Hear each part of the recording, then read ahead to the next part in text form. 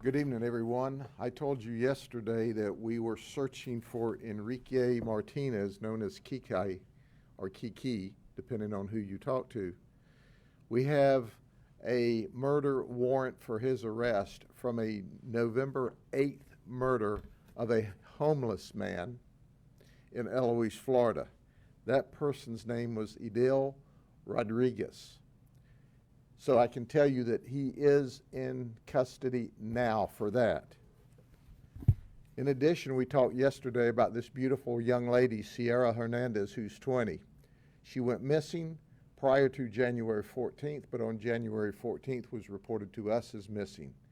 Subsequent investigation leads us to strongly suspect him, Enrique, as one, possibly more than one, murderer, but he's certainly actively engaged in what we believe is the murder of Sierra.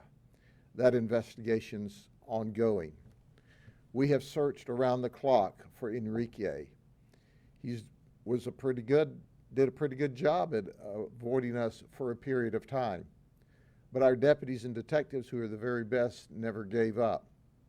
While they were following up leads today, they were moving from one hotspot location to another when just after 4 o'clock this afternoon, they saw him casually walking down the sidewalk north of Eagle Lake in the area of Cooley Road and the old Winter Haven Bartow Road.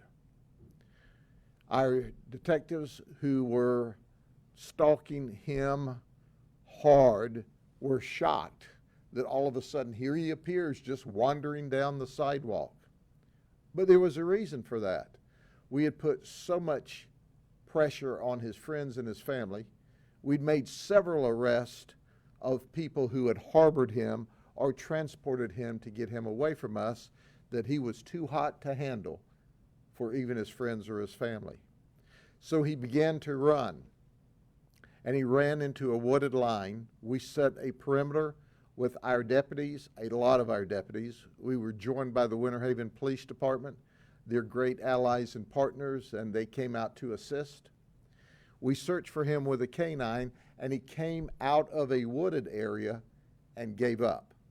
We took him into custody peacefully, which was another shock for us. We certainly anticipated that he wouldn't go that easy. After his arrest, I was on the perimeter with my deputies. I went to the location where we arrested him. He was in the back seat of a patrol car. I opened the door and I looked at him and he said, "Hi, Sheriff, how you doing?" I said, "I'm fine. Are you tired?" He says, "I gave myself up." Well, that's a pretty easy choice when you're surrounded by 100 deputy sheriffs with guns. He's in custody.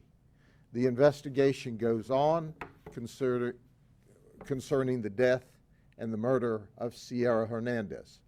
I will meet with you later, possibly tomorrow or early next week, and give you great details of what I think you will find to be a very interesting case.